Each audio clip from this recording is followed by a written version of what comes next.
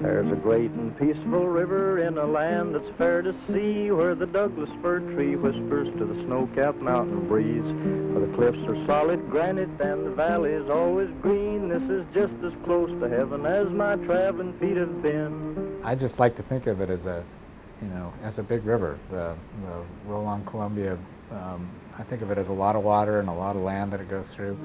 Roll, Columbia, won't you roll, roll, roll, roll, Columbia, won't you roll, roll, roll.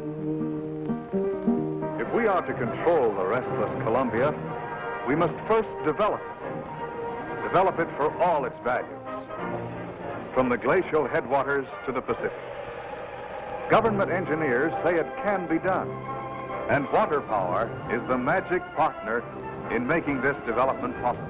It's a great river physically and biologically, but as the non-native population grew in this area, it was a river to them that had a problem. It created huge floods. And Vanport, Oregon's second largest city, is swept away by the angry waters. The homes of 20,000 people afloat. And as we looked at the river and decided that hydropower was a good way to get to power the economy in the region, it didn't take the engineers and those interested in economic development very long to think that you couldn't just put run-of-the-river hydro plants you build them. We built Bonneville Dam, we built all the others, but you needed to have some sort of storage if you're going to shift that hydrograph. And that's really what it was about, was finding storage sites to develop and to be able to spread the water out into the summer and fall.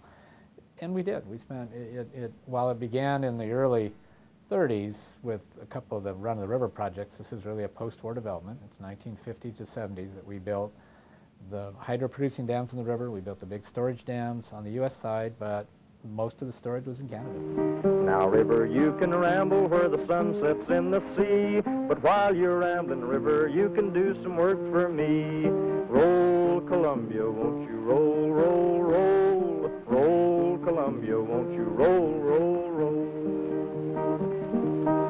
In all the time that it's existed, it did the two things it was designed to do really, really well. In the meantime, in the last 50 years, a number of things have changed, particularly legal rights for the tribes, legal rights for endangered species, and the idea that there should be public participation in regional development programs of this size. So all of these things have changed, dramatic changes in the perception of who should be at the table and what rights they should have.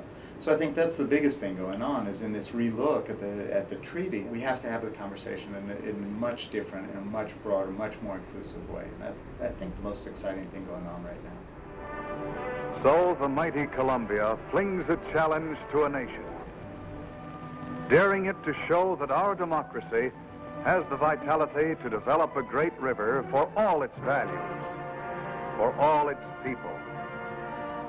Set a pattern for the other nations of the world to follow. It is a huge challenge, but it's also rather an intriguing opportunity. Roll, Columbia, won't you roll, roll, roll, roll, Columbia, won't you